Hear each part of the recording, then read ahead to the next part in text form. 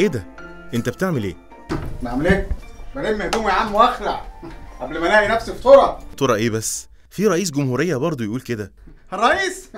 ايوه يا عم، اتريق. يا سيدي لا تريقة ولا حاجة، الموضوع بسيط. رشح نفسك انت بس في انتخابات الرئاسة ومالكش دعوة. رئاسة حتة واحدة؟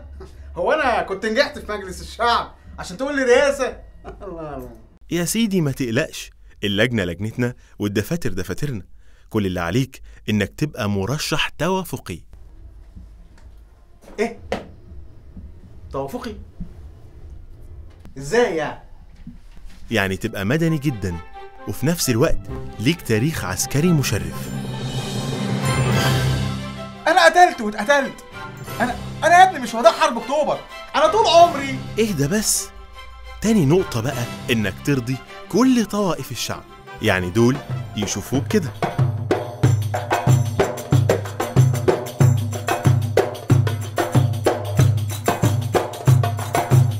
يا واد يا مؤمن. ومع دول تبقى كده. انا شارب سيجاره بني حاسس ان دماغي بتاكلني. انا شارب سيجاره بني حاسس ان دماغي بتاكلني. قاعد في الحاره بسقط والغسيل عمال بينقط. والشارع اللي ورايا قدامي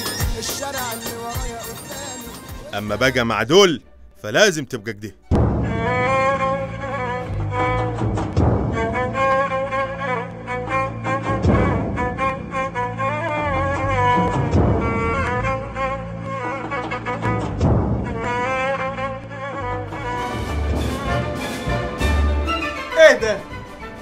ايه ده؟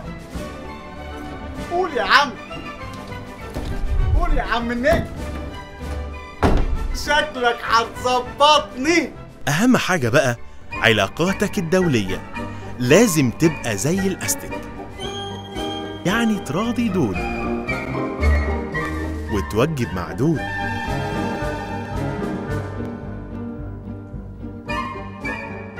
واهم حاجة بقى انك تمشي امورك مع دول.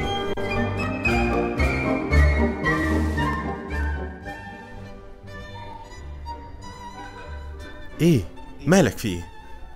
مش عارف، محتار. اوجب مع دول ولا دول ولا دول ولا دول؟ ايه يا سيدي علقهم كلهم، بس ما تنساش صورتك انت. ودي حاجة تفوتني؟ سناحية في أي ناحية، كله يعني. فلول آخر زمن عينيها بكل حاجة مش واخدة بالها إن ما وصلناش للسذاجة. أنا عمري ما حد صوتي لواحد هدفه موتي.